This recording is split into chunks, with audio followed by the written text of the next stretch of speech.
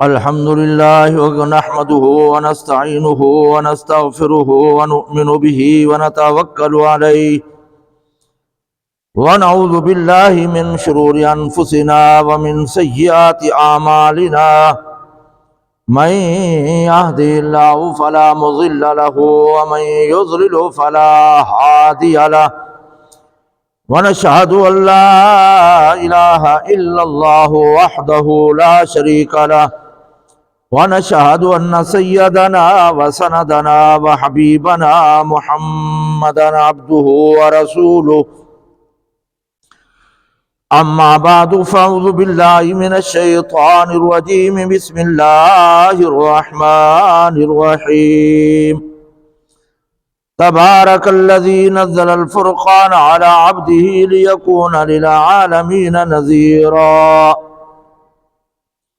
وقال الله تبارك وتعالى في المقام الآخر وقالوا ما لهذا الرسول يأكل الطعام ويمشي في الأسواق لولا أنزل إليه ملك فيكون معه نذيرا وقال الله تبارك وتعالى في المقام الآخر تبارك الذي إن شاء جعل لك خيرا من ذلك جنات تجري من تحتها الأنهار ويجعل لك قصورا وقال الله تبارك وتعالى في المقام الآخر وقال الذين لا يرجون لقاءنا لولا أنزل علينا ملائكة نرى ربنا لقد استكبروا في أنفسهم وعتوا عتوا كبيرا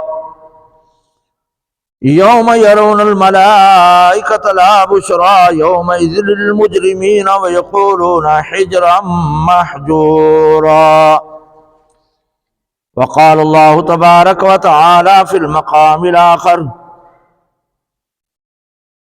وقال الرسول يا رب إن قوم اتخذوا هذا القرآن مهجورا وقال الله تبارك وتعالى في المقام الآخر الذين يحشرون على وجوههم إلى جهنم أولئك شر مكانا وأضل سبيلا صدق الله العظيم اللهم صل على سيدنا مولانا محمد وعلى آل سيدنا ومولانا محمد وبارك وسلم علیہ۔ میرے نہایت محترم مکرم دوستوں، بزرگوں، نوجوان ساتھیوں، میں نے آپ کے سامنے سورۃ فرقان 18ویں پارے کی آخری آیات کریمہ اور 19 پارے کی ابتدائی آیات تلاوت کی ہیں۔ ان آیات کے اندر اللہ رب العزت نے اپنی قدرت کاملہ کا، اپنے انعامات کا، اپنے پیغمبر کا، نبوت عطا کرنے کا ذکر فرمایا ہے، اور خصوصاً جو کافر تھے، مشرک تھے، یہود و نصارہ تھے، اعتراضات کرتے تھے، ان کا جواب دیا ہے۔ پھر مسلمانوں کی کامیابی کا ذکر ہوا اور نافرمانوں کا، معترضین کا، مخالفوں کے برے انجام کا اللہ نے ذکر کیا ہے۔ سب سے پہلے اللہ رب العزت نے اس سورۃ کریمہ کو جو شروع کیا ہے فرمایا تبارک الذی نزل الفرقان علی عبدہ لیکون للعالمین نذیرا، پاک ہے وہ ذات جس نے نازل کیا قرآن مجید۔ سب سے پہلے اللہ رب العزت نے اپنی پاکی کا، اپنی قدرت کاملہ کا ذکر کیا ہے کہ اللہ تعالیٰ ہر کمزوری سے، ہر نقص سے، ہر عیب سے، اولاد سے، خاندان سے پاک ہے، کامل اور اکمل ذات ہے۔ اللہ کی ذات واجب الوجود ہے، تھی، ہے اور رہے گی۔ اللہ کی ذات کے بغیر باقی کوئی واجب الوجود نہیں۔ کل من علیہ فان، ہر ایک چیز جو ہے نا فنا ہو جائے گی۔ اس جہان و دنیا میں جو آیا ہے وہ جانے کے لیے آیا ہے۔ یہاں پر صرف رب کائنات ہے جو باقی رہے گی، اور وہ کامل اور مکمل ذات ہے، واجب الوجود ہے، اس کے بغیر کوئی حاجت روا، مشکل کشا نہیں۔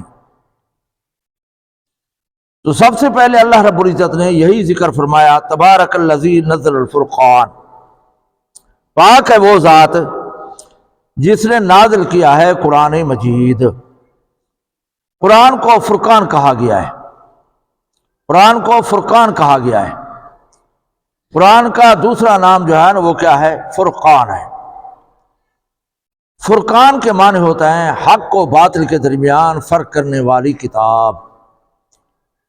قرآن مجید حق و باطل کے درمیان جو ہے نا فرق کرنے والا ہے، شرک اور توحید کے درمیان فرق کرنے والا ہے، بدعات اور سنت کے درمیان فرق کرنے والا ہے، ہدایت اور گمراہی کے درمیان جو ہے نا فرق کرنے والا ہے۔ اللہ رب العزت نے اس قرآن مجید کا ذکر فرمایا ہے فرقان، فرق بین شیئین، دو چیزوں کے درمیان واضح طور پر جدائی کر دینے کا نام فرقان ہے۔ اللہ رب العزت نے فرمایا کہ پاک و میں وہ ذات جس نے نازل کیا ہے فرقان کو۔ قرآن مجید انزال بھی ہے اور تنزیل بھی ہے۔ انزال کا معنی ہوتا ہے بیک وقت نازل ہونا۔ قرآن کے اندر دونوں صفتیں پائی جاتے ہیں، عرش معلی سے آسمان دنیا تک انزال کی صورت میں آئے، بیک وقت نازل ہوئے، اور آسمان دنیا سے امام الانبیاء صلی اللہ علیہ وسلم کی ذات اقدس پر 23 سال کے عرصے میں موقع محل کے مطابق وہ جو ہے نا تنزیل کی صورت میں نازل ہوا۔ 24,000 مرتبہ قوم پیش حضرت جبرائیل علیہ الصلوۃ والسلام امام الانبیاء صلی اللہ علیہ وسلم کے موقع محل کے مطابق وہ وحی لائے۔ اللہ نے حضرت جبرائیل کو دیا، حضرت جبرائیل محمد رسول اللہ تک پہنچایا پورا قرآن۔ پورے 30 پاروں کے اندر 2 آیات ایسی ہیں کہ اللہ نے براہ راست محمد رسول اللہ کو عطا کیا ہے، جبرائیل واسطہ نہیں ہے۔ باقی سارا قرآن اللہ نے جبرائیل کو دیا، جبرائیل نے محمد رسول اللہ تک پہنچایا، لیکن 2 آیات ایسی ہیں کہ جبرائیل واسطہ نہیں ہے، براہ راست رب کائنات نے محمد رسول اللہ کو عطا کی ہے۔ جب معراج پہ گئے تو امام الانبیاء صلی اللہ علیہ وسلم نے اپنی بدنی، مالی، لسانی عبادات پیش کی تو اللہ نے 3 ہدیے عطا کیے امام الانبیاء صلی اللہ علیہ وسلم کو۔ پہلے نمبر پر فرمایا کہ اے پیغمبر، آپ قومتی کلمہ پڑھنے کے بعد میرے ساتھ شرک نہیں کرے گا تو میں ضرور بخشوں گا۔ دوسرا ہدیہ 50 نمازیں تھی، 5 ہو گئی۔ رب کائنات نے تسلی دی کہ آپ قومتی 5 کو بھی با جماعت پڑھے گا تو میں 50 نمازوں کا اجر و ثواب عطا کروں گا۔ تیسرے نمبر پر سورۃ بقرہ کی 2 آخری آیات، آمن الرسول بما انزل اور لا یکلف اللہ نفسا الا وسعها، یہ 2 آیات ہیں۔ یہ اللہ نے خصوصی خزانے سے محمد رسول اللہ کو عطا کی، اور حضور اکرم صلی اللہ علیہ وسلم نے فرمایا بہتر ہے کہ تہجد پڑھا کرو، یہ اللہ کو راضی کرنے کا جو ہے نا شارٹ کٹ راستہ ہے۔ حدیث کے اندر آتا ہے کہ افشوا السلام، سلام پھیلاؤ، وطعموا الطعام، غریب مسکین محتاج کو کھانا کھلاؤ، اپنے رشتہ داروں کے ساتھ جوڑ کر رکھو، اور سلام ڈالو۔ فرمایا جو ہی مرو گے سیدھے جنت کے اندر جاؤ گے۔ 4 کام کرنے والے۔ تو سلام جو ہے نا یہ مسلمان کا جو ہے حق ہے۔ دوسری حدیث کے اندر بھی آتا ہے حق المسلم علی المسلم خمس، رد السلام اس کے اندر بھی آتا ہے۔ تو یہاں پر جو ہے نا یہ چیزیں اللہ رب العزت نے امام الانبیاء صلی اللہ علیہ وسلم کو نرالی عطا کی ہے۔ ان میں سے جب معراج پہ گئے تو یہ 2 آیات اللہ نے جو عطا کی، تو حضور اکرم صلی اللہ علیہ وسلم نے فرمایا تہجد پڑھو، اللہ کو راضی کرنے کا شارٹ کٹ راستہ ہے۔ اگر کوئی تہجد نہیں پڑھ سکتا تو اس سورۃ بقرہ کی 2 آیات کو پڑھ کر سو جائے، اللہ تعالیٰ تہجد گزاروں کے برابر اجر و ثواب عطا کرتے ہیں۔ ان 2 آیات کا اتنا بڑا شان ہے جو اللہ نے براہ راست محمد رسول اللہ کو عطا کیا ہے، جبرائیل واسطہ نہیں ہے۔ ان کو جو بھی پڑھ کر سوئے گا، جتنے تہجد گزار ہیں ان کے برابر اللہ تعالیٰ اس کو اجر و ثواب عطا کرے گا۔ تو یہاں پر قرآن کے متعلق فرمایا تبارک الذی، پاک ہے وہ ذات نزل جس نے اتارا۔ تو قرآن انزال بھی ہے، تنزیل بھی ہے۔ تو یہاں پر فرقان بمانا قرآن، حق و باطل کے درمیان فرق کرنے والا، علی عبدہ، اپنے بندے پر۔ کیا ذکر کیا اللہ رب العزت نے؟ اپنے بندے پر جو ہے نا میں نے نازل کیا ہے. تو اللہ نے بطور تعریف بندے کا ذکر کیا ہے یا نہیں؟ فرمایا میں نے قرآن دیا اپنے بندے کو.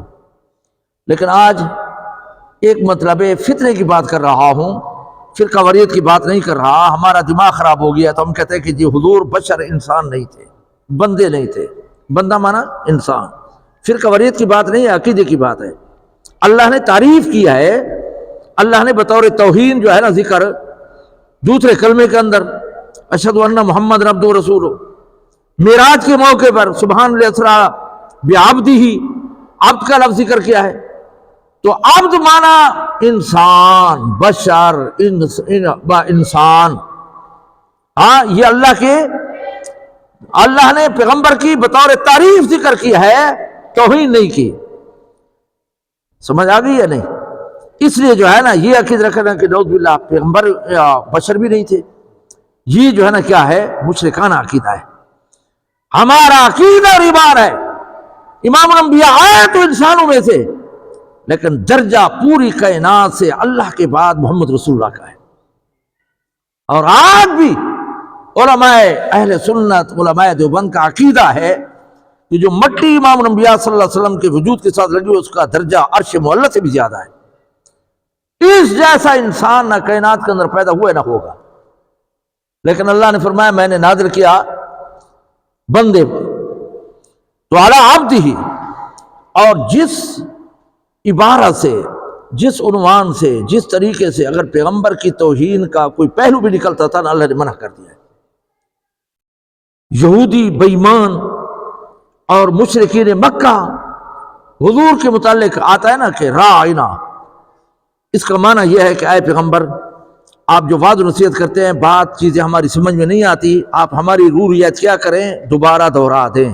راعنا یہود و نصارہ بگاڑ دیتے تھے، وہ کہتے ہیں راعینا، اس کا معنی ہوتا ہے نعوذ باللہ چرواہ. وہ پیغمبر کو چرواہ مراد لیتے تھے. اللہ نے فوراً منع کر دیا، فرمایا راعینا نہ کہو ولیکن زرنا، اے پیغمبر ہماری طرف نظر رحمت کیجئے. راعینا کا لفظ استعمال کرنے سے اللہ نے، کیونکہ پیغمبر کی توہین کا پہلو نکلتا تھا. جہاں توہین ہوتی ہے اللہ تعالیٰ اپنے پیغمبر محبوب کی توہین برداشت نہیں کرتا. تو یہاں پر اللہ نے فرمایا نازل کیا ہے قرآن مجید کو اپنے بندے پر. مقصد کیا ہے؟ لیکون للعالمین نذیرا، تاکہ ہو جائے پوری دنیا کے لیے ڈرانے والا. نذیر اسے کہتے ہیں جو دلی جذبے خیر خواہی کے ذریعے سے کسی کو برے انجام سے بچائے، ڈرائے، اس کو نذیر کہتے ہیں. امام الانبیاء صلی اللہ علیہ وسلم جیسا خیرخواہ نہ کائنات کے اندر کوئی آیا ہے نہ آئے گا. قیامت کے دن جب اولاد، بھائی، بیوی، بچے ایسے بھاگیں گے جیسے وحشی جانور بھاگ جاتا ہے. یوم یفر المرء من اخیہ وامہ وابیہ وصاحبتہ وبنیہ، یہ سارا واقعات آتے ہیں. اس وقت بھی امام الانبیاء صلی اللہ علیہ وسلم اپنی امت کی سفارش کریں گے اور اپنی امت کی بخش کے لیے 10 سال تک سجدے میں رہے گی. تو حضور اکرم صلی اللہ علیہ وسلم کو فرمایا تو پیغمبر بنا کر بھیجا گیا ہے عالمین کے لیے، پوری انسانیت کے لیے، پوری کائنات کے لیے، جنات کے لیے نذیرا، ڈرانے والا. آگے فرمایا الذی، رب وہ ذات ہے، لہو ملک السماوات والارض، کہ زمین و آسمان کی حکومت رب کائنات کی ہے، اس کے اندر کوئی شریک نہیں ہے. وَلَمْ يَتَّخِذُ وَلَدًا، اللہ نے کوئی بیٹا نہیں بنایا. اللہ کا کوئی بیٹا، کوئی بیوی نہیں ہے، کوئی بیٹا نہیں ہے، کوئی خاندان نہیں ہے، قوم قبیلہ نہیں ہے. قُلْ هُوَ اللَّهُ أَحَدٌ اللَّهُ الصَّمَدُ لَمْ يَلِدْ وَلَمْ يُولَدْ وَلَمْ يَكُنْ لَهُ كُفُوًا أَحَدٌ. اس کا معنی مفہوم یہی ہے کہ اللہ تعالیٰ کا کوئی سانجھی، کوئی خاندان، کوئی بیٹا، کوئی بیوی وغیرہ. یہودی کہتے تھے کہ نعوذ باللہ عزیر اللہ کا بیٹا ہے، وقالت الیہود عزیر ابن اللہ. عیسائی کہتے تھے کہ عیسیٰ اللہ کا بیٹا ہے. اللہ نے فرمایا نہیں، میرا کوئی بیٹا نہیں ہے، میں نے کوئی بیٹا نہیں بنایا. وَلَمْ يَتَّخِذُ وَلَدًا وَلَمْ يَكُنْ لَهُ شَرِيكٌ فِي الْمُلْكِ، اور اس حکومت کے اندر میرا کوئی شریک نہیں ہے. اللہ کی اس بادشاہی کے اندر کوئی شریک نہیں. وَخَلَقَ كُلَّ شَيْءٍ، ہر ایک چیز کو پیدا کرنے والا کون ہے؟ رب کائنات ہے۔ کوئی چیز اللہ کی مرضی کے بغیر جو ہے نا وہ پیدا نہیں ہوتی۔ حدیث کے اندر آتا ہے کہ جب نطفہ ٹھہر جاتا ہے ماں کے پیٹ کے اندر، 4 ماہ گزر جاتے ہیں، تو پھر فرشتہ کہتا ہے یا اللہ اس کو انسان بننے دوں یا ضائع کر دوں۔ اللہ تعالیٰ اگر کہے ضائع کر دو تو ضائع ہو جاتا ہے، اگر اللہ تعالیٰ کہتا ہے اس کو بننے دو تو پھر 4 ماہ کے بعد سانس پڑ جاتی ہے۔ رب کائنات فرماتے ہیں کہ 4 چیزیں لکھو اس کے متعلق، کہ اس کی زندگی، ان کا رزق، اس کی موت، اور اس کا اچھا برا ہونا۔ یہ تقدیر مبرم ہے، اس کو متعلق لکھی جا چکی ہے، نہ مٹتی ہے نہ تبدیل ہوتی ہے ماں کے پیٹ کے اندر۔ اور تفسیر مدری میں ہے کہ پوری کائنات کی پیدائش سے 50,000 سال پہلے یہ 4 چیزیں لکھی جا چکی ہیں، نہ مٹتی ہے نہ تبدیل ہوتی ہے۔ ابھی پیدا نہیں ہوا، موت لکھی جا چکی ہے، رزق لکھا جا چکا ہے، اس وقت تک موت نہیں آتی جب تک رزق مکمل نہ ہو۔ تو یہاں پر اللہ نے فرمایا وَخَلَقَ كُلَّ شَيْءٍ فَقَدَّرَهُ تَقْدِيرًا، ہر ایک چیز کو بڑے احسن اور خوبصورت طریقے سے اور ایک اندازے کے مطابق بنایا ہے۔ اب انسان بنایا، اگر ناک لمبا ہو تو پھر کیا ہوگا، ہونٹ بڑے ہو تو کیا ہوگا، آنکھ موٹی ہو تو کیا ہوگا، سر بڑا یا چھوٹا ہو تو کیا ہوگا، ہاتھ لمبے ہو تو کیا ہوگا، کان لمبے ہو ہاتھی کی طرح تو کیا ہوگا۔ اللہ تعالیٰ نے پیدا بھی کیا اور بڑے اچھے انداز سے، چاہے وہ انسان ہے یا پرندہ درندہ ہے، ہر ایک چیز کو اللہ نے بڑا خوبصورت طریقے سے بنایا۔ وَاتَّخَذُوا مِن دُنْيَا آلِهَةً، پھر بھی یہ بے ایمان اللہ کے بغیر دوسروں کو خدا مانتے ہیں، حاجت روا مانتے ہیں، مشکل کشا مانتے ہیں، روزی کا اولاد کا مالک مانتے ہیں۔ ہاں، لا یخلقون شیئا، جو کچھ بھی پیدا نہیں کر سکتے۔ اللہ نے قرآن کے اندر چیلنج کر دیا کہ اگر تم ایک مکھی کو بھی پیدا کرنا چاہو تو نہیں کر سکتے۔ لن یخلقوا ذبابا ولا وجتا مولا، اللہ کے بغیر پوری کائنات مل جائے مکھی کو پیدا، چھوٹا سا جانور ہے نا، لیکن اس کو بھی پیدا نہیں کر سکتے۔ اور آگے فرمایا وَإِن يَسْلُبْهُمُ الذُّبَابُ، اگر کوئی مکھی چیز لے کر اڑ جائے تو اسے چھین بھی نہیں سکتے، واپس بھی نہیں کر سکتے۔ تو یہاں پر بھی فرمایا کہ جن کو انہوں نے خدا بنایا ہوا ہے وہ کیا ہے، لا یخلقون شیئا، کسی ذرہ برابر چیز کی بھی وہ پیدا کرنے والے نہیں ہیں۔ وہ یخلقون، تو خود پیدا کیے گئے، وہ تو خود جو ہے نا محتاج ہیں، وہ کیسے خدا بن سکتے ہیں جو خود فن سے مشکلات بچ وہ مشکل کشا ہو نہیں سکتا۔ عیسائی حضرت عیسیٰ حضرت مریم کو خدا کہتے ہیں، اللہ نے تردید کر دی۔ اللہ نے فرمایا کانا یاکلان الطعام، یہ کھانے پینے کے محتاج ہے، اور جو کھانے پینے کا محتاج ہے وہ خدا۔ اللہ کی صفت یہ ہے کہ وہ کھلاتا ہے، کھاتا نہیں ہے، اور جو کھانے کا، سونے کا، سردی کا، گرمی کا، لباس کا، ہاں دن رات کا، روشنی کا محتاج ہو وہ خدا نہیں ہو سکتا۔ تو اللہ نے فرمایا وَهُمْ يُخْلَقُونَ، تو خود پیدا کیے گئے ہیں، لا يَمْلِكُونَ لِأَنفُسِهِمْ ضَرًّا وَلَا نَفْعًا، نہ وہ نفع کے مالک ہے نہ نقصان کے مالک ہے۔ اللہ کے بعد کس کا درجہ ہے؟ محمد رسول اللہ صلی اللہ علیہ وسلم کا۔ زور سے کہ کس کا ہے؟ محمد رسول اللہ صلی اللہ علیہ وسلم کا ہے۔ وہ بھی اپنے نفع نقصان کے مالک نہیں۔ ہاں، حضور اکرم صلی اللہ علیہ وسلم نے فرمایا مگر میں اپنے نفع نقصان کا مالک ہوتا یا عالم الغیب ہوتا تو میں لستکثرت من الخیر وما مسنی السوء، نامہ پارا ہے، حضور اکرم صلی اللہ علیہ وسلم فرمایا میں اپنے لیے خیر ہی خیر جمع کر لیتا، کوئی تکلیف کوئی نقصان میرا نہ ہوتا۔ قبیلے آئے تھے 4، رات، زکوان، عصیہ، یہ جو ہے نا قبیلے آئے تھے 3-4 سازش کر کے، اور آ کر عرض کیا کہ ہم مسلمان ہو گئے، آپ ہمارے ساتھ صحابہ بھیجے جو ہمیں تعلیم بھی دے، اور اگر کوئی دشمن ہم پر حملہ کرے تو ہمارے ساتھ مدد بھی کرے۔ حضور اکرم صلی اللہ علیہ وسلم نے 70 صحابہ ساتھ کر دیے، ان بے ایمانوں نے سب کو جو ہے نا شہید کر دیا۔ حضور اکرم صلی اللہ علیہ وسلم 1 ماہ تک اس قوم پر لعنت کرتے رہے، لیکن پتہ نہیں چلا نا، حضرت عائشہ پر تہمت لگی، پتہ نہیں چلا نا۔ عقیدے کی بات عرض کر رہا ہوں، فرقہ واریت کی نہیں، عقیدہ صحیح ہونا چاہیے۔ اللہ کے بغیر عالم الغیب کوئی نہیں۔ حضرت عثمان کو امام الانبیاء نے سفیر بنا کر بھیجا تھا، حدیبیہ کے موقع پر قریش مکہ نے روکا تھا، 6-8 میل دور ہے مکے سے، اور یہاں مذاکرات کے لیے نمائندہ بنا کر بھیجا۔ خبر پہنچ گئی کہ حضرت عثمان شہید ہو گئے۔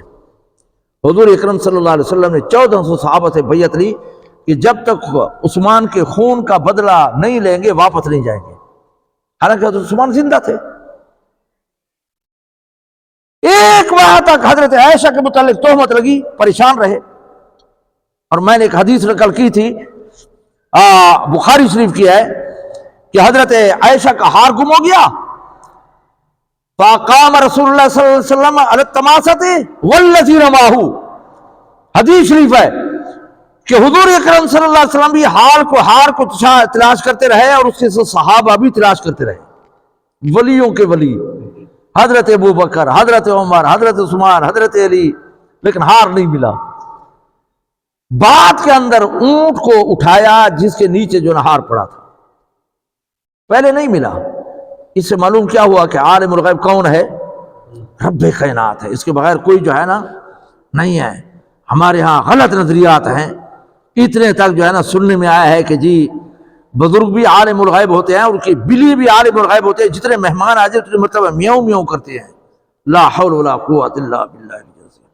مسلمان کا عقیدہ صحیح ہونا چاہیے، ہر وقت حاضر، ہر جگہ موجود، وما کان وما یکون کا علم رکھنے والا صرف رب کائنات ہے۔ ہاں جس کو رب کائنات دے دے وہ بھی برحق، اور جس کو نہیں دیا وہ بھی برحق۔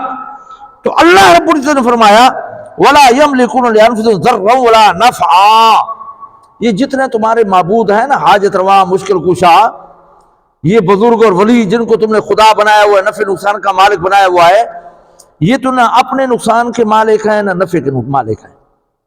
کوئی بزرگ چاہتا ہے کہ میں مر جاؤں، لیکن موت آ جاتی ہے نہیں آتے تھے؟ کئی ناگوار واقعات آئے ہیں یا نہیں آئے؟ بلکہ ایک پیچیدہ مسئلہ ہے، توجہ رکھے، فائدہ ہوگا۔ جو حج عمرے کے لیے جاتے تھے، ہدی لے جاتے تھے، قربانی کا جانور ساتھ لے کر جاتے تھے۔ امام الانبیاء صلی اللہ علیہ وسلم حج کے لیے آ رہے تھے، اور کچھ اونٹ قربانی کے حضور مدینے سے لائے، اور ادھر سے حضرت علی لائے 100 اونٹ قربانی کے لیے۔ حضور نے حجۃ الوداع کے موقع پر 100 اونٹ جو ہے نا 63 پھر اپنے ہاتھ مبارک سے، اور باقی حضرت علی نے ذبح کیے تھے۔ اب مسئلہ یہ ہے کہ کوئی احرام باندھ کرائے عمرے اور حج کا، اور قربانی کا جانور بھی ساتھ ہو، تو اب یہ عمرہ کرنے کے بعد احرام نہیں کھول سکتا، حج کرے گا بعد کے اندر کھولے گا، ہدی آنے کی وجہ سے، قربانی کا جانور ساتھ ہونے کی وجہ سے۔ آسان الفاظ میں عرض کر رہا ہوں۔ اور اگر کوئی قربانی کا جانور نہیں لے آیا، احرام باندھا تھا، تو عمرہ کرے، احرام کھول دے، پھر حج کے ایام میں پھر احرام باندھے، پھر حج کرے، کیونکہ احرام میں رہنا بڑا مشکل ہے، بڑی تکلیف ہوتی ہے۔ اب امام الانبیاء صلی اللہ علیہ وسلم جب مکہ مکرمہ پہنچے تو فرمایا جن کی ہدی ساتھ نہیں ہے وہ جو ہے نا عمرہ کر کے احرام کھول دے۔ حضور اکرم صلی اللہ علیہ وسلم فرمایا اگر یہ مشکلات مجھے پہلے معلوم ہو جاتی، جو اب مشکلات پیدا ہو گئی ہیں، تو میں قربانی کے جانور ساتھ نہ لاتا۔ حضور نے کیا فرمایا کہ جو مجھے اب مشکلات تکلیفیں ہو رہی ہیں کہ احرام میں نہیں کھول سکتا، ہدی کے جانور ساتھ لے آیا ہوں، اگر مجھے پہلے معلوم ہو جاتا تو میں ہدی کے جانور نہ لے آتا، یہاں عمرہ کر کے احرام کھول دیتا، پھر یہاں قربانی کے جانور خرید کر پھر قربانی کرتا۔ یہ حضور نے اظہار فرمایا۔ یہ کس نے اظہار فرمایا؟ خود امام الانبیاء صلی اللہ علیہ وسلم فرمایا۔ بے شمار واقعات ہیں۔ تو یہاں پر اللہ رب العزت نے فرمایا لا یملکون لانفسہم ضرا ولا نفعا، قریش مکہ کو کہا جن کو تم نے خدا بنایا ہوا ہے، حاجت روا بنایا ہوا ہے، مشکل کشا بنایا ہوا ہے، معبود بنایا ہوا ہے، وہ تو اپنے نفع نقصان کے بھی مالک نہیں۔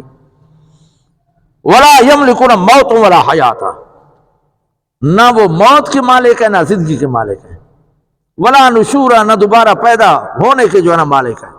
سب کچھ کرنے والا کون ہے؟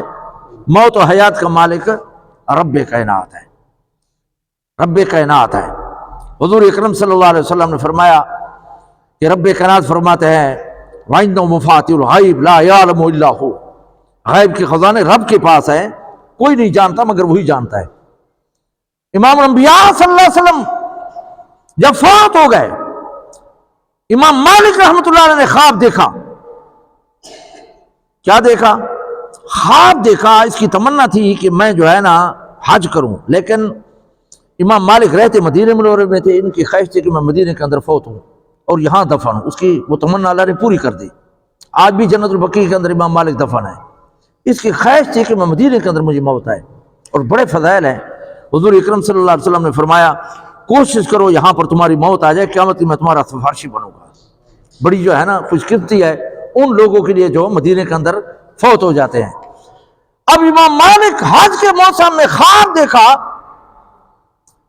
کہ حضور اکرم صلی اللہ علیہ وسلم کی زیارت ہو گئی۔ پوچھا یا رسول اللہ میری تمنا اور آرزو ہے کہ میں مدینہ کے اندر جو ہے نا فوت ہوں، حج کا موسم آ گیا، مجھے شوق ہے کہ میں حج کے لیے جاؤں، میری زندگی کے کتنے دن رہتے ہیں؟ ہاں اگر تھوڑے ہیں تو میں نہیں جاتا، اگر زیادہ ہے تو میں جلدی آ کر حج کر کے واپس آ جاؤں گا۔ امام الانبیاء صلی اللہ علیہ وسلم نے اس طرح اشارہ کیا۔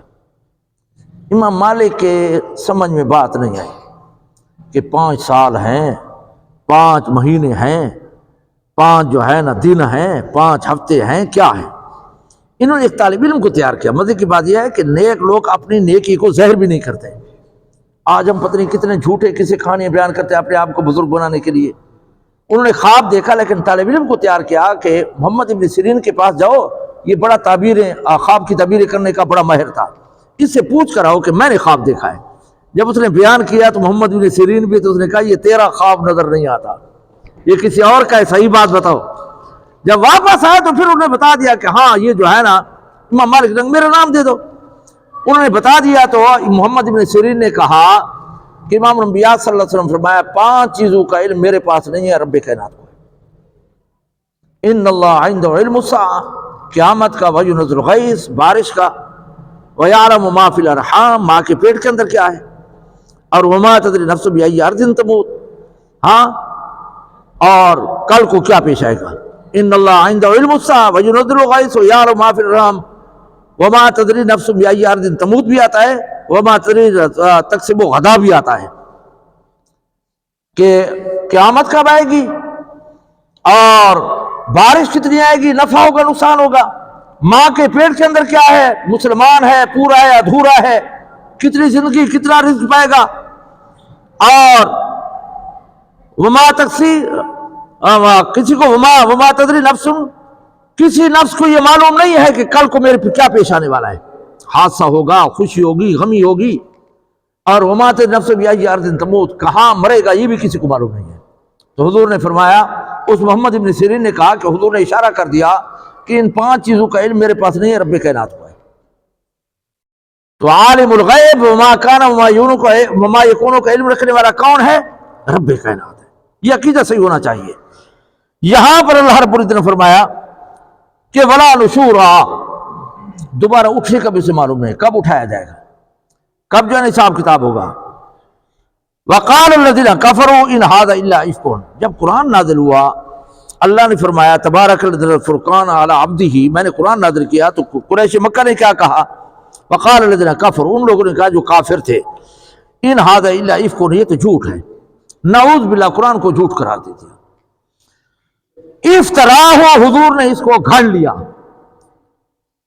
وَأَعَانَهُ عَلَيْهِ، اور اس کے معاون بھی تھے، اس پر مدد کرنے والی بھی تھے اس قرآن مجید کو جھوٹ گھڑنے میں۔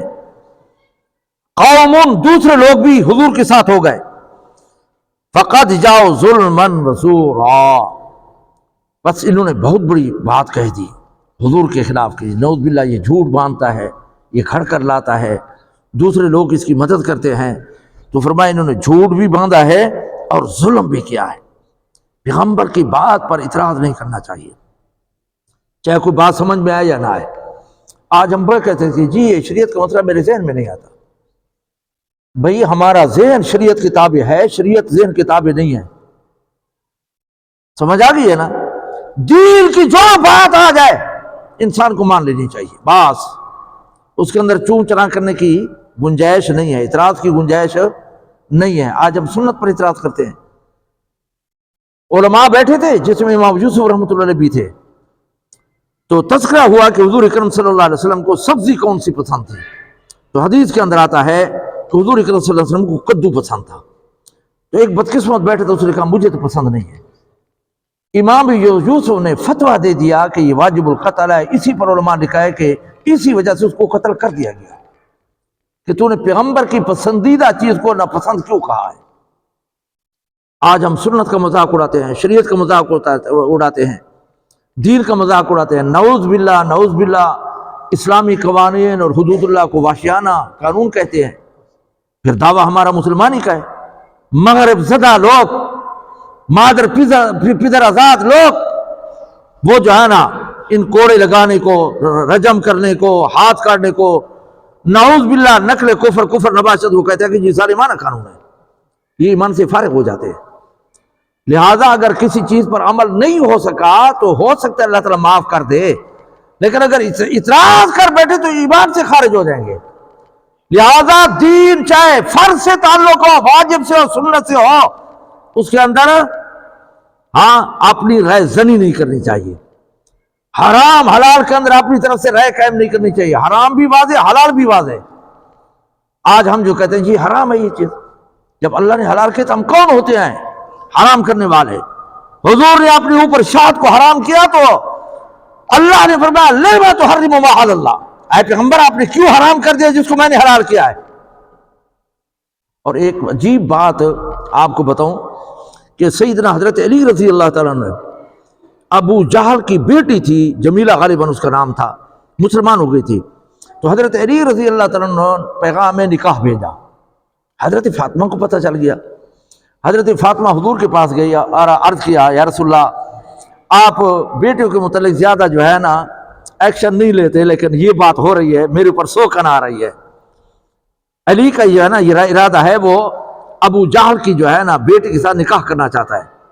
حضور اکرم صلی اللہ علیہ وسلم نے حضرت علی کو بلایا اور سب سے پہلے جو بات کہی وہ کیا تھی؟ حضور اکرم صلی اللہ علیہ وسلم نے فرمایا کہ اے علی، میں حلال کو حرام نہیں کرتا، حرام کو حلال نہیں کرتا۔ حضور نے پہلی بات کیا فرمائی؟ میں حلال کو حرام نہیں کرتا، اور حرام کو کیا مانا؟ نکاح حلال ہے، میں اس کو حرام نہیں کرتا، لیکن فرمایا میری بیٹی اور اسلام کے دشمن کی بیٹی اکٹھی نہیں ہو سکتی، ان کا مزاج نہیں ملے گا، اگر اس کے ساتھ تم نے نکاح کیا تو پھر میری بیٹی کو طلاق دے دینا۔ تو حضرت علی رضی اللہ تعالیٰ عنہ نے پھر جمیلہ کے ساتھ ابو جہل کی بیٹی کے ساتھ نکاح کرنا چھوڑ دیا۔ نکاح کرنے کا ارادہ تو حضور نے پہلے الفاظ کیا فرمائے تھے کہ میں حلال کو حرام نہیں کرتا اور حرام کو، یعنی اگرچہ شرعی طور پر تیرے لیے نکاح کرنا جائز ہے، میں اس کو حرام نہیں قرار دیتا، لیکن میں اس لیے منع کر رہا ہوں کہ میری بیٹی اس کا جو ہے نا مزاج نہیں ملتا۔ بات سمجھے یا نہیں سمجھے؟ تو حضور نے پہلی بات یہی کہی، تیرے لیے جب حلال ہے تو میں حرام نہیں کرنا چاہتا، نہ کر سکتا ہوں۔ یہاں پر بھی اللہ رب العزت نے یہی فرمایا کہ یہ جو ہے نا جھوٹ باندھتا ہے نعوذ باللہ پیغمبر، حالانکہ پیغمبر سے جو ہے نا جھوٹ کا ذہن کے اندر تصور بھی نہیں کیا جا سکتا۔ اس پر جو ہے نا علماء کو، یہ بھی جو ہے نا عام لوگوں کو یہ احتیاط کرنی چاہیے کہ جب تک تحقیق نہ ہو یہ نہ کہے کہ حدیث کے اندر آیا ہے، جب تک تحقیق نہ ہو یہ نہ کہے کہ حضور نے فرمایا ہے، کیونکہ حدیث کے اندر جو ہے نا بڑی وعید ہے، من کذب علی متعمدا فلیتبوأ مقعدہ من النار، کہ جو بات میں نے نہ کہی ہو اور وہ یہ کہے کہ حضور نے یہ کہی ہے تو وہ اپنا پیچھا جہنم کے اندر جلانے کے لیے تیار ہو جائے، جہنم کے اندر جلنے کے لیے تیار ہو جائے۔ اس لیے جب تک تحقیق نہ ہو، آج دھڑلے سے کہتے ہیں جی حضور دی سنت ہے، حضور نے فرمائے، حدیث ہی اس طرح ہے، جب تک تحقیق نہ ہو اس کا حوالہ نہیں دینا چاہیے ورنہ وعید کے اندر آ جائیں گے۔ تو اللہ نے فرمایا فقد جاؤ ظلما وزورا، انہوں نے بہت بڑا بہتان باندھ دیا کہ پیغمبر جو ہے نا جھوٹ باندھتا ہے نعوذ باللہ، یہ لوگ اسے بنا کر لے آتا ہے۔ وقالوا اساطیر الاولین، وہ کہتے تھے کہ یہ پہلے لوگوں کی قصے کہانی ہے، ہاں اکتتبها فہی تملی علیہ، یہ لکھوا کر لاتا ہے، اور تملی علیہ اس پر جو ہے نا وہ لکھ کر اس کو صبح و شام پیش کی جاتی ہے، اور یہ پھر آگے بکرۃ و اصیلا، صبح و شام جو اس کو پڑھایا جاتا ہے یہ وہی کہتا ہے۔ قرآن کو انہوں نے کسے کہانیاں قرار دیا نعوذ باللہ۔ اللہ نے فرمایا کہ سب کچھ میں جانتا ہوں، سب کچھ میں جانتا ہوں. ہاں قل ان کو کہہ دیا انزلہ الذی یعلم سر فی السماوات والارض، زمین و آسمان کے اندر جو چھپی باتیں وہ بھی میں جانتا ہوں، جو واضح ظاہر ہیں وہ بھی میں جانتا ہوں. یہ مطلب بھی یاد رکھو، اللہ کے ہاں کوئی چیز چھپی نہیں ہے. یہ جو آتا ہے نا اللہ تعالیٰ چھپی بھی جانتا ہے ظاہر بھی جانتا ہے، اس کا معنی یہ ہے کہ تمہارے نزدیک جو چھپی ہوئی ہیں وہ بھی اللہ تعالیٰ جانتا ہے، تمہارے یہاں جو ظاہر ہے ان کو اللہ بھی جانتا ہے. یہ نہیں ہے کہ اللہ کے یہاں کوئی چھپی ہے کوئی ظاہر ہے، اللہ کا سب کچھ واضح ہے اور ظاہر ہے. اور آگے فرمایا وقالوا ما لهذا الرسول يأكل الطعام ويمشي في الاسواق. کافروں کا ایک اور بہت بڑا اعتراض وہ کیا ہے؟ وہ کہتے تھے یہ ایسا رسول ہے یأکل الطعام جو کھانا کھاتا ہے، ویمشی فی الاسواق بازار میں چلتا ہے. جو کھانا پینا کرے جو بازار میں چلے وہ نبی نہیں ہو سکتا. یہ قریش مکہ کا نظریہ تھا کہ جو کھانے پینے کا محتاج ہو وہ نبی نہیں ہو سکتا، اور جو بازاروں میں جائے وہ نبی.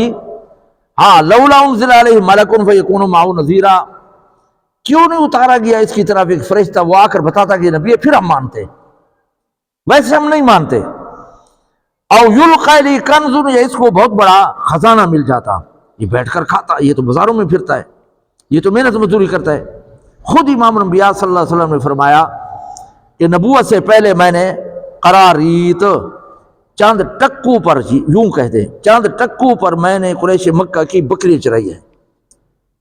قیرات کہتے ہیں درہم کے چھٹے حصے کو، روپے دا 6واں حصہ، درہم کے چھٹے حصے کو قیرات کہتے ہیں.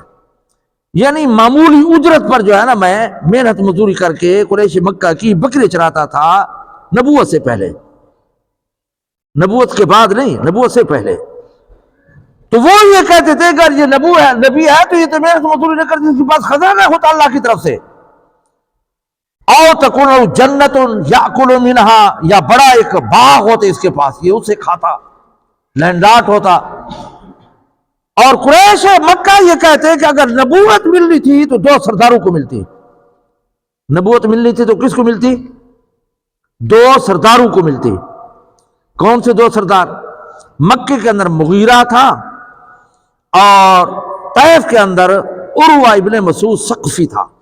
یہ 2 سردار تھے.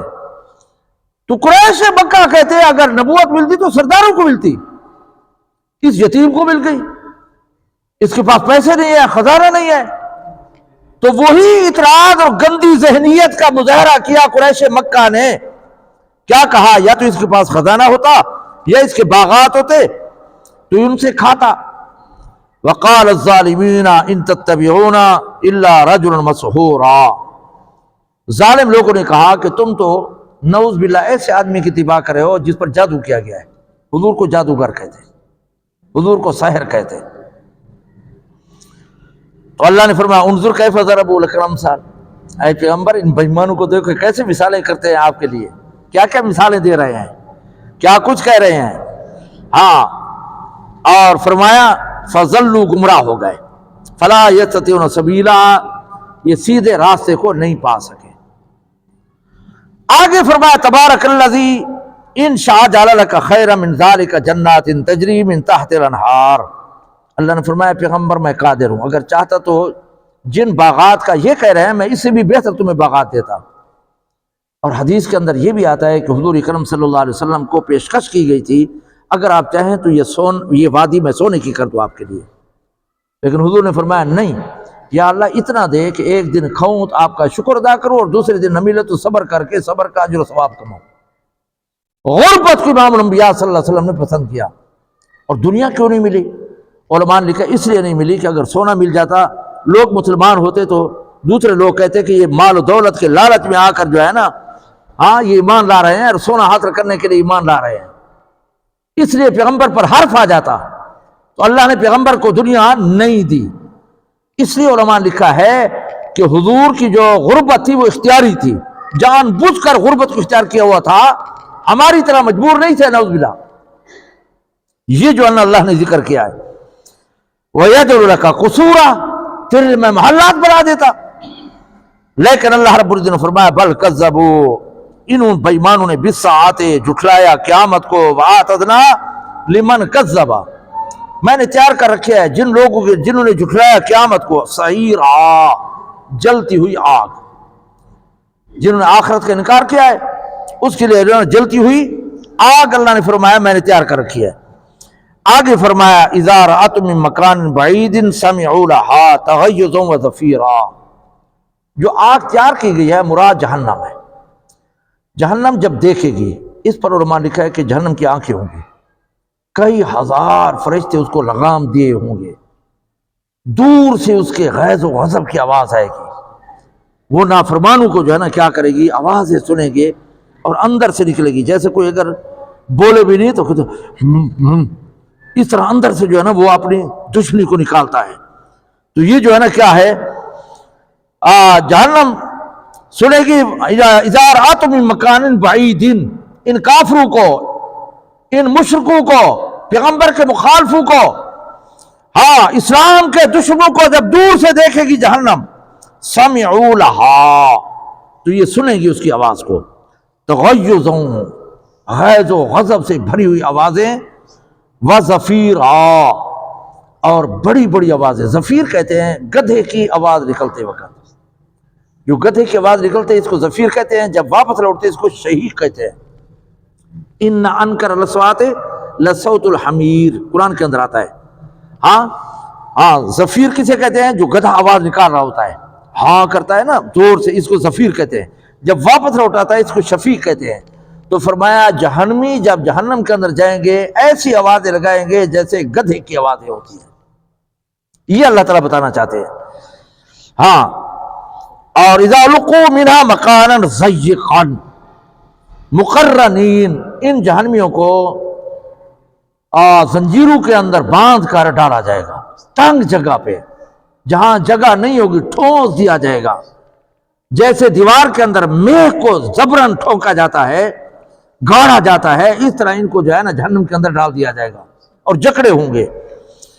اور دعونا لکا الصبور، پھر جو ہے نا وہ ہلاکت کو جو ہے نا پکاریں گے کہ بس ہم ہلاک ہو جائیں، جیسے ہم کہتے ہیں تنگ ہو جائے تو ہم کہتے ہیں میں مر جاؤں بس۔ تو اللہ نے فرمایا ایک موت اور ہلاکت کو نہ پکارو، بل لا تدعوا یوم الصبورا واحدۃ وادعوا صبورا کثیرا، آج کئی ہلاکتوں کو تم پکارو پھر بھی جو ہے نا کم ہے۔ تم تو ایک ہلاکت کو پکار رہے ہو نا، ہلاکت آ جائے گی ہماری جان چھوٹ جائے گی، نہیں، فرمایا یہ چمڑا جلے گا فوراً دوسرا بنا دیا جائے گا، پھر وہ جلے گا پھر بنا دیا جائے گا، اور وہ آگ نہ دھیمی ہوگی اور نہ بجھے گی، ہمیشہ کے لیے اس عذاب کے اندر مبتلا ہوں گے۔ تو اللہ نے فرمایا وَدُعُوا صُبُورًا كَثِيرًا، آج جو ہے نا کئی جو ہے نا تم جو ہے نا ہلاکتوں کو پکارو پھر بھی تمہاری جان نہیں چھوٹے گی۔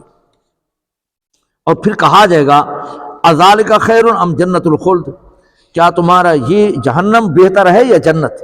ان کو بتایا جائے گا کہ یہ جو تم جہنم کے اندر ڈالے گئے ہو یہ جگہ بہتر ہے یا جنت؟ التی وعد المتقون، وہ جنت بہتر ہے جو متقی پرہیزگار لوگوں کے لیے جو ہے نا تیار کی گئی ہے۔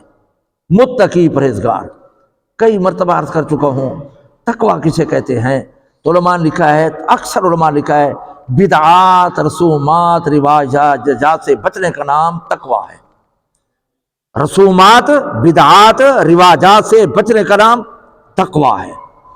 بعد نے کہا ترک معاصی، گناہ چھوڑ دینا، بعد نے کہا کہ نماز کی پابندی کرنا، اللہ سے ڈرتے رہنا، تقویٰ ہے، یہ متقی لوگوں کو تیار کی گئی ہے۔ کانت لہم جزاء و مصیرا، اور یہ ان کے لیے بدلہ ہوگا اور رہنے کی جگہ ہوگی۔ لہم فیہا ما یشاؤون خالدین فیہا، یہ جنتی لوگ جنت کے اندر جتنا چاہیں گے وہ رہیں گے۔ کان عند ربک وعدا مسئولا، جو اللہ نے ان کے لیے وعدہ کر رکھا ہے، انسان کو بھی دعا مانگتے رہنی چاہیے، یا اللہ جو وعدہ کیا ہے وہ ہمیں عطا کر۔ وَيَوْمَ يَحْشُرُ مَا يَعْبُدُونَ مِن دُونِ اللَّهِ، اور باقی لوگوں کو، کافروں کو، ان کے معبودوں کو، عابد اور معبود، ہاں جن کی وہ عبادت کرتے تھے، چاہے وہ نبی ہوں گے، چاہے وہ بت ہوں گے، چاہے پرندے درندے ہوں گے، جن کو خدا بنایا ہوگا، سب جمع کیے جائیں گے۔ تو اللہ تعالیٰ کیا کہتے ہیں؟ اللہ فرماتے ہیں وَيَوْمَ يَحْشُرُهُمْ وَمَا يَعْبُدُونَ مِن دُونِ اللَّهِ، اللہ تعالیٰ ان کو جمع کرے گا اور پھر جو ہے نا ان کو بھی جمع کرے گا جن کی عبادت کرتے تھے۔ فَيَقُولُ، اللہ تعالیٰ فرمائے گا أَأَنْتُمْ أَضْلَلْتُمْ عِبَادِي، کیا تم نے میرے بندوں کو گمراہ کر دیا ہے؟ جس میں حضرت عزیر حضرت عیسیٰ بھی ہوں گے. جنہوں نے خدا بنایا ہوگا عزیر کو یہودیوں نے، عیسائیوں نے عیسیٰ کو، ان کو سے پوچھے گا اللہ تعالیٰ کیا تم نے جو ہے نا ان کو گمراہ کیا تھا کہ تم جو ہے نا ہماری عبادت کرو، خدا کو چھوڑ دو. ہاں تو قالو، ہاں ام ضلوا سبیل، یا خود گمراہ ہو گئے تھے، تم نے گمراہ کیا تھا یہ خود گمراہ ہو گئے تھے. تو قالو، سارے نبی جتنے معبود ہوں گے اللہ تعالیٰ ان کو بولنے کی آواز دے گا اور وہ کہیں گے سبحانک، یا اللہ تیری ذات پاک ہے، ما کان ینبغی لنا ان نتخذ من دونک من اولیاء، ہم تو تصور بھی نہیں کر سکتے تھے کہ آپ کے بغیر کسی کو حاجت روا مشکل کشا بنے. ان مشرکوں کے سامنے ان کے معبود برات کا اعلان کر دیں گے، بری ہو جائیں گے. اور حضرت عیسیٰ تو یہ کہیں گے کہ یا اللہ ہاں جو میرے اندر ہے تو جانتا ہے، ہاں میں نے کسی کو نہیں کہا کہ میری عبادت کرو خدا کو چھوڑ دو، یہ تو ہو ہی نہیں سکتا. 7ویں پارے کے اندر بڑی تفصیل ہے. تو یہاں پر فَقَدْ كَذَّبُوكُم بِمَا تَقُولُونَ فَمَا تَسْتَطِيعُونَ صَرْفًا وَلَا نَصْرًا. ہاں تو پھر جو ہے نا کیا ہوگا، اللہ تعالیٰ نے فرمایا کہ وَلَٰكِن مَتَّعْتُمْ وَآبَاءَهُمْ، اے اللہ تو نے ان کو جو ہے نا پیدا بھی کیا، مال و دولت بھی دیا، ان کے باپ کو بھی تم نے پیدا کیا، مال و دولت عطا کیا، اس مال و دولت کے نشے میں آ کر حتیٰ نسوا الذکر، یہ تیرے ذکر کو، تیری یاد کو، تیری اطاعت کو بھول گئے، خود بھول گئے. ہاں کیا ہو گئے، بھول گئے. وَكَانُوا قَوْمًا بُورًا، یہ قوم ہلاک ہونے والی تھی. بورا مانا ہلاک ہونے والی قوم تھی جنہوں نے خدا کو نہیں مانا. فَقَدْ كَذَّبُوكُم بِمَا تَقُولُونَ فَمَا تَسْتَطِيعُونَ صَرْفًا وَلَا نَصْرًا، جنہوں نے جھٹلایا پیغمبر تمہیں، جو کچھ وہ کہتے رہے قیامت کے دن کا کوئی مددگار اور کوئی عذاب سے چھڑانے والا نہیں ہوگا. ہاں وَمَن يُظْلِم مِّنكُمْ نُذِقْهُ عَذَابًا كَبِيرًا، جس نے شرک کیا ہوگا تم میں سے ہم اس کو بڑا عذاب چکھائیں گے. اور آگے فرمایا وَمَا أَرْسَلْنَا قَبْلَكَ مِنَ الْمُرْسَلِينَ إِلَّا أَنَّهُمْ لَيَأْكُلُونَ الطَّعَامَ وَيَمْشُونَ فِي الْأَسْوَاقِ. انہوں نے کیا اعتراض کیا تھا کہ یہ پیغمبر کھاتے پیتے ہیں اور بازاروں میں چلتے ہیں، تو اللہ نے تردید کر دی. اللہ نے فرمایا میں نے کوئی نبی ایسا نہیں بھیجا جو کھاتا پیتا نہ ہو. جو نبی آئے وہ کھانے پینے کا محتاج تھا، تو حضور جو کھاتے پیتے ہیں یہ عیب نہیں ہے، نبوت کے خلاف نہیں ہے. دوسری جگہ قرآن میں اللہ نے فرمایا کہ میں نے ایسا نبی نہیں بھیجا جو کھانے پینے سے پاک ہو یا ہمیشہ رہنے والا ہو. جو نبی آئے وہ کھانے پینے کا محتاج تھا اور ہمیشہ نہیں رہا. یہ اللہ نے دو اعلان کر دیے. یہاں پر بھی فرمایا کہ اِلَّا أَنَّهُمْ لَيَأْكُلُونَ الطَّعَامَ، ہم نے اے پیغمبر آپ سے پہلے کوئی نبی نہیں بھیجا جو اِلَّا أَنَّهُمْ مگر وہ لِيَأْكُلُوا الطَّعَامَ کھاتے تھے، وَيَمْشُونَ فِي الْأَسْوَاقِ وَجَعَلْنَا بَعْضَكُمْ لِبَعْضٍ فِتْنَةً. ان نبیوں کو ہم نے آزمائش کا ذریعہ بنا دیا. مانے گا کامیاب ہو جائے گا، نہیں مانے گا مارا جائے گا. یا لوگوں کے اندر ان کو امتحان کا ذریعہ بنا دیا، کوئی مانیں گے کوئی نہیں مانیں گے. ہاں اتصبرون وکان ربک بصیرا، فرمایا اللہ تعالیٰ ہر ایک چیز کو دیکھ رہا ہے. یہ 18واں پارہ ختم ہو گیا. 19 پارہ جو ہے نا وہ شروع ہو رہا ہے. اللہ نے فرمایا وقال الذین لا یرجون لقاءنا لولا انزل علینا الملائکۃ نرى ربنا. فرمایا وہ لوگ جو قیامت کا انکار کرتے تھے، ہاں لا یرجون لقاءنا، میرے ساتھ ملاقات کی امید نہیں رکھتے تھے. لولا انزل علینا ملک، وہ کہتے تھے فرشتہ کیوں نہیں نازل ہوا، انسان کیوں آ گیا. او نرى ربنا، ہم رب کو براہ راست دیکھتے پھر ہم ایمان لاتے. لقد استکبروا، ان بے ایمانوں نے تکبر کیا، فی انفسہم، اپنے اندر تکبر کیا. اور یہ بھی آتا ہے کہ ابو جہل اور عتبہ ان نے یہ کہا کہ ہم نے کلمہ پڑھ لیا تو ہم جو ہے نا کیا ہو جائیں گے، غلاموں کے برابر ہو جائیں گے، ہماری ان کی حیثیت برابر ہو جائے گی. لہذا انہوں نے تکبر کیا، نہیں مانا. ہاں فاتوا عتوا کبیرا، سرکشی میں پڑے، بہت بڑی سرکشی میں. فاتوا عتوا کبیرا، وہ سرکشی میں پڑ گئے نہ مان کر، بڑی سرکشی میں. یوم یرون الملائکۃ لا بشرا یومئذ، جب کیا فرشتوں کو دیکھیں گے روح نکالتے وقت، جو فرشتے آئیں گے تو ان کے لیے وہ خوشخبری نہیں ہوگی، مصیبت ہوگی. ہاں یومئذ المجرمین ویقولون ہجرا مہجورا، پھر کہیں گے ہائے ہمیں کوئی پناہ مل جاتے، ہم فرشتوں سے بچ جاتے. ہے ہمیں کوئی پناہ گاہ مل جاتی ہم بچ جاتے اور ہم ان فرشتوں کی سختی سے بچ جاتے، لیکن اس دن کوئی بچنا نہیں ہوگا۔ اور فرمایا یہ ایسا دن ہوگا، ہاں فَقَدِمْنَا إِلَىٰ مَا عَمِلُوا مِنْ عَمَلٍ فَجَعَلْنَاهُ هَبَاءً مَنْثُورًا، اور وہ کافر کہیں گے جو انہوں نے عمل کیا ہوگا، وہ جو ہے نا قیامت کے دن ایسا عمل ہو جائے گا نیکی ان کے ہباء منصورا، جیسے دھوپ کے اندر اڑتے ہوئے ذرات۔ یہ دھوپ آ رہی ہے نا روشن دانوں سے، یہ دھوپ آ رہی ہے نا، یہاں کپڑا مارو تو چھوٹے چھوٹے ذرات ہو نظر آتے ہیں نہیں آتے؟ یہ روشن دان سے دھوپ آ رہی ہوتی ہے نا، یہاں جھاڑو لگاؤ یا کپڑا مارو تو ذرات اٹھتے ہیں نا۔ تو مشرک ایمان نہ ہونے کی وجہ سے ان کے سارے اعمال ایسے ہلکے اور بیکار ہو جائیں گے جیسے یہ ذرات، کیونکہ ایمان کے وزن کے لیے دو چیزیں ضروری ہیں، ایمان اور اخلاص۔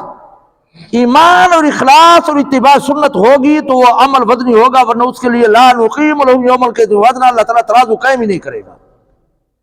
یہ ہے اللہ نے فرمایا جو انہوں نے عمل کیا ہوگا فجعلناہ، ہم بنا دیں گے ان کو ہباء منصورا، ذرات بنا دیں گے۔ اور فرمایا اس دن جو ہے نا جو جنتی ہوں گے تو مزے کر رہے ہوں گے، اچھا ٹھکانہ ہوگا ان کے لیے۔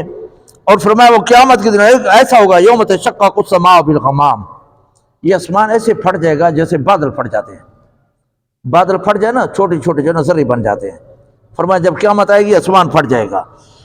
ہاں وہاں ونزل الملائکۃ تنزیلا، فرشتے بھی کناروں پہ آ جائیں گے، آسمان پر جو ہوں گے نا وہ اس زمین کے کناروں پر آ جائیں گے، آسمان پھٹ جائے گا۔ الملک یومئذ الحق، اس دن حکومت ہوگی رب کائنات کی جو رحمان ہے۔ ہاں وکان یوم الکافرین عسیرا، کافروں پر یہ بڑا سخت دن ہوگا، 50,000 سال کا ایک دن ہوگا، اور سورج اس وقت ایک نیزے پر ہوگا۔ اب سائنسدان کہتے ہیں کہ زمین سے سورج 9 کروڑ میل دور ہے۔ کتنے؟ ہاں 9 کروڑ دور ہے۔ اب کتنی گرمی ہے اس وقت جو ہے نا کیا ہوگا، سورج ایک یا دو نیزے پر آ جائے گا، اور اللہ نے فرمایا 50,000 سال کا ایک دن ہوگا۔ لیکن جو نیک ہوں گے، جو متقی ہوں گے، ایماندار ہوں گے، عصر سے لے کر مغرب تک کا وقت ہوگا۔ ایمانداروں کے لیے وہ دن کتنا ہوگا؟ عصر سے لے کر مغرب تک، وہ اتنا دن ہوگا۔ اور کافروں کے لیے کیا ہوگا؟ 50,000 سال کا ہوگا۔ اور آگے فرمایا اللہ رب العزت نے کہ الملک یوم الحق انہا وکان یوم الکافرین عسیرا، یہ دن کافروں پر بڑا سخت ہوگا، بڑے نادم ہوں گے، بڑے روئیں گے۔ ہاں بعض کو جو ہے نا خون پسینہ یہاں تک ٹخنوں تک، بعض کو پنڈلی تک، بعض کو گونڈے تک، اور بعض بےایمانوں کو خون پسینہ یہاں لگام دیا ہوگا، یہاں تک ہوں گے۔ ہاں اتنا پسینہ ہوگا، کوئی فائدہ نہیں ہوگا۔ اس لیے فرمایا دنیا کے اندر رو لو، آخرت کے اندر رونا کوئی کام نہیں آئے گا۔ فرمایا 2 قطرے اپنی جگہ سے جدا ہو کر زمین پہ نہیں گرتے، اللہ تعالیٰ اس کی گناہ معاف کر دیتے ہیں۔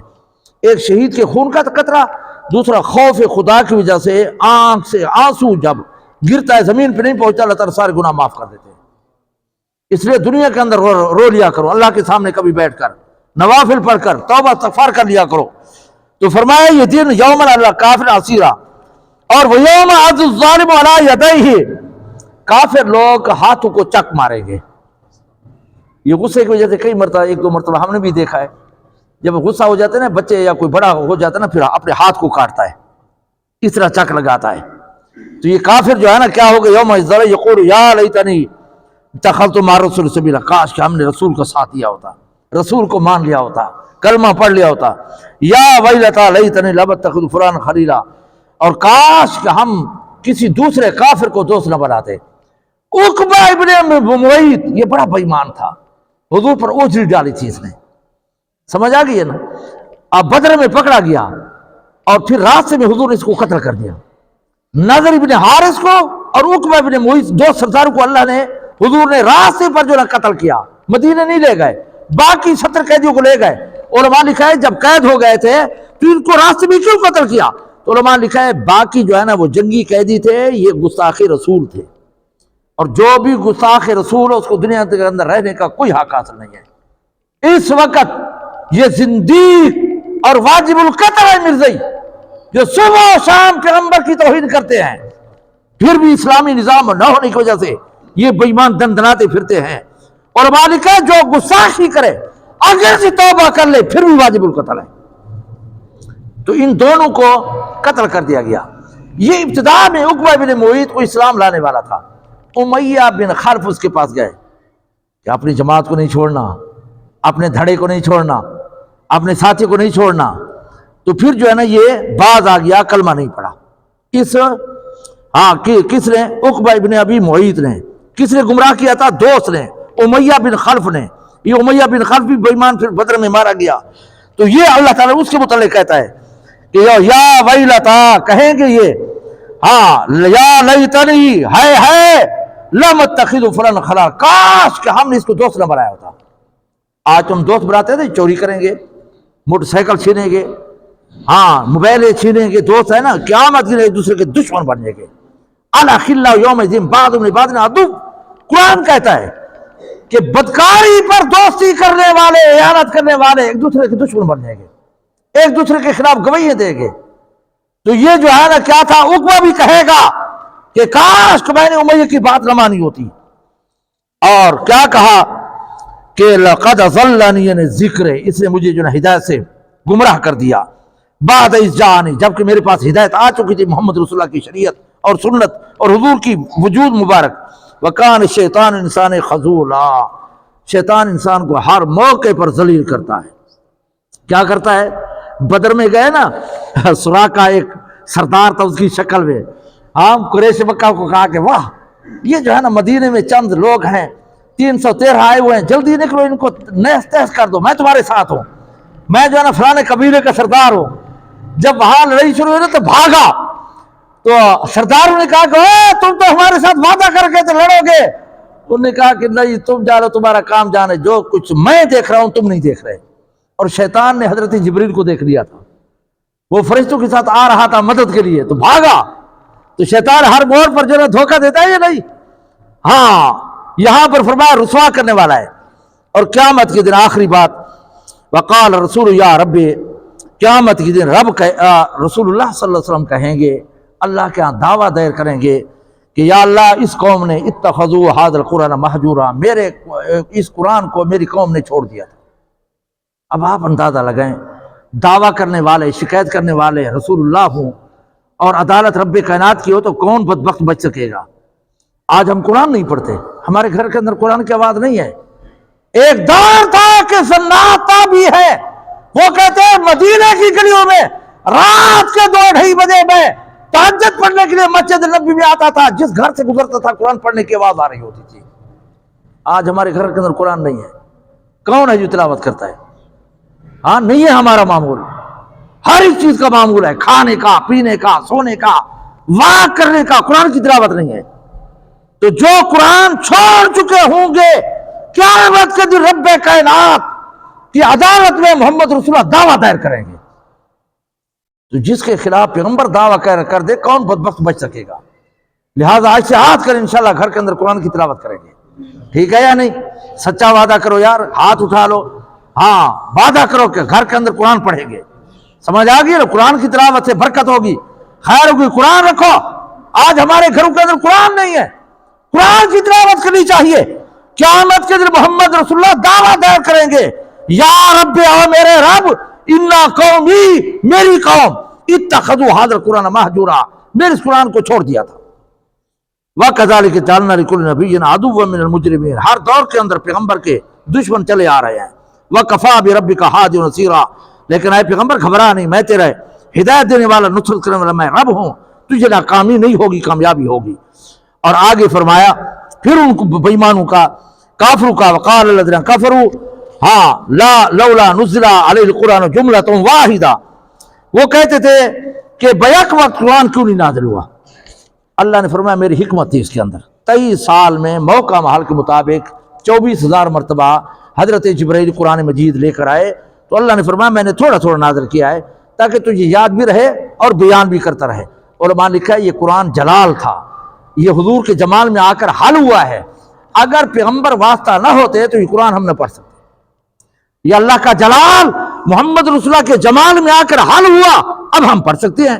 لہذا یہی ہے کہ فرمایا تو وہ کہتے تھے کہ آپ جو ہے نا بیک وقت قرآن نازل کیوں نہیں ہے، جیسے تورات انجیل، یہ بھی کافروں کا اعتراض تھا۔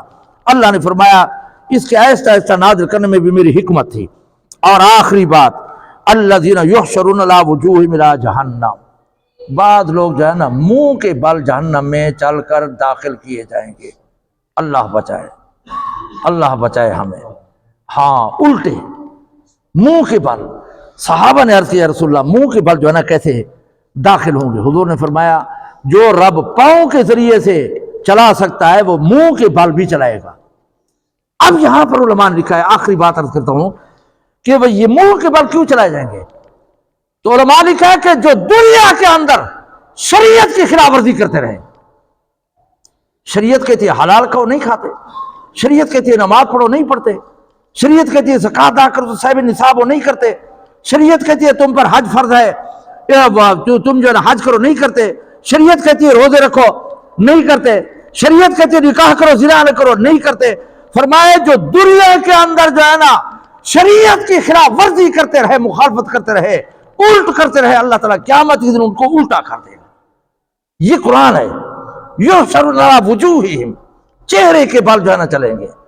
اللہ تعالیٰ ہمیں اس عذاب سے بچائے، اللہ تعالیٰ ہمیں اپنے فضل سے بخشش فرمائے۔ دوستو بڑی مشکل منزل ہے، اتنا آسان نہیں ہے۔ پوری زندگی ہم کماتے ہیں، ایک آدھی کنال کا جو ہے نا گھر نہیں بنا سکتے تو کیا جنت ویسے مل جائے گی؟ اس کے لیے بھی کچھ کرنا ہوگا۔ حدیث کے اندر آتا ہے جنت چھٹی میدان ہے، تمہارے اعمال سے جو ہے نا تعمیر ہوگی۔ اس لیے ہمیں چاہیے کہ ہم جو ہے نا کیا کریں، بقیہ زندگی حضور کی شریعت اور سنت کے مطابق گزاریں، دنیا کے دھوکے کو چھوڑیں۔ ہاں کتنے اللہ والے چلے گئے ہیں، بڑی جو ہے نا افسوسناک دردناک خبر ہے کہ ہمارے محسن، ہمارے پیر و مرشد پیر عبدالرحیم صاحب نقشبندی رحمۃ اللہ علیہ چکوال والے جو یہاں آیا کرتے تھے وہ فوت ہو گئے۔ سمجھ آ گئی؟ اس کے ساتھ ساتھ اسی دن حضرت پیر ذوالفقار صاحب رحمۃ اللہ علیہ بھی فوت ہو گئے۔ جیسا کہ حضور کے دور میں خواجہ ابو طالب اور خدیجہ الکبریٰ فوت ہوئے تھے 3 دن کے اندر، 3 دن پہلے ابو طالب اور 3 دن بعد حضرت خدیجہ۔ حضور نے فرمایا میرے لیے یہ غم کا سال ہے، تو ان بزرگوں کا جانا بھی ہمارے لیے غم سے خالی نہیں ہے۔ بہت بڑے اللہ والے چلے گئے ہیں، اللہ کی برکات اٹھ جاتی ہے۔ یہ جو مرکز کے اندر آپ بیٹھے ہیں اس کے اندر ان کا بڑا حصہ ہے، اگر ان کا تعاون نہ ہوتا تو یہ مسجد نہ بنتی۔ یہ 1.5 کروڑ لگا ہوا ہے اس تہ خانے پر، اس مسجد پر، یہ ان کے تعاون کی برکت ہے۔ وہ جہان دنیا سے رخصت ہو گئے ہیں، ہم اس کے جنازے کے لیے بھی گئے تھے۔ یقین کرو کافی سن 1978 سے جو ہے نا میرا ان کے ساتھ تعلق ہے، دھاڑے مار مار کر وہ روتے تھے۔ کل بھی وہ مجھے نہیں چھوڑ رہے تھے۔ وہ جو جانشین بنایا ابھی وہ ہمارے بڑے حضرت صاحب غلام حبیب رحمۃ اللہ علیہ، انہوں نے 80 کے قریب حج کیے تھے۔ بڑے جو حضرت تھے ہمارے جن سے ہم بیعت ہیں، انہوں نے 80 کے قریب جو ہے نا حج کیے تھے۔ اس کے 4 بیٹے تھے، 3 فوت ہو گئے۔ اب جو ہے نا چوتھا جو ہے نا مولانا قدوس صاحب اگر زندگی رہی تو انشاءاللہ لائیں گے یہاں پر۔ بہت بڑا صدمہ ہے۔ کل وہ جو ہے نا جب مجھے رخصت کر رہے تھے رو رہے تھے، وہ کہتے تھے کہ جی نہیں چاہتا آپ جیسے مخلص دوستوں کو اجازت دینے کے لیے۔ میں نے کہا میری مجبوری ہے، میں جمعہ نہیں چھوڑتا، میں جمعے کے لیے جا رہا ہوں۔ تو بہت بڑی ہستیاں تھیں، بہت بڑے اللہ والے تھے۔ سمجھ آ گئی ہے نا؟ یہ جنازے دیکھو ایسے نہیں آتے، تاریخ جھنگ کے اندر اتنے بڑے جنازے نہیں تھے جو ان کے تھے۔ اچھے کام کر کے جاؤ یار، موذی مت بناؤ، اللہ کے لوگوں کو فائدہ پہنچا کر جاؤ۔ ہمارے پیر عبدالرحیم صاحب رحمۃ اللہ علیہ وہ جس راستے سے گزرتے تھے مسجد نہیں ہوتی تو وہاں مسجد بنا دیتے تھے۔ ہاں ایسا کردار ادا کر کے گئے ہیں۔ یہ 2 ہستی بہت بڑی جو ہے نا ہم سے جدا ہو گئی ہیں۔ دعائی کر لیتے ہیں اللہ تعالیٰ ان بزرگوں کو جو ہے نا بلند درجات عطا فرمائے، اور انہی کی وجہ سے اللہ تعالیٰ ہماری بخشش فرمائے۔ ان نیک لوگوں کا اللہ تعالیٰ ہمیں جو ہے نا نقش قدم پر چلنے کی اور ان کا اسوہ حسنہ اپنانے کی دعا جو ہے نا توفیق عطا فرمائے۔ دعا کر لیں ان کے لیے۔ الحمدللہ رب العالمین والصلاة والسلام علی رسول الکریم وعلی آلہ وصحبہ اجمعین۔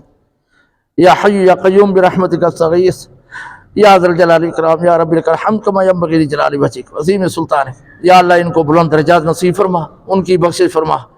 یا اللہ ان کی وجہ سے ہماری بخشش فرما، ہمیں ہدایت پر خاتمہ ایمان تے فرما۔ یا اللہ شہادت کے مرتبہ نصیب فرما، عالم اسلام کو ہدایت نصیب فرما۔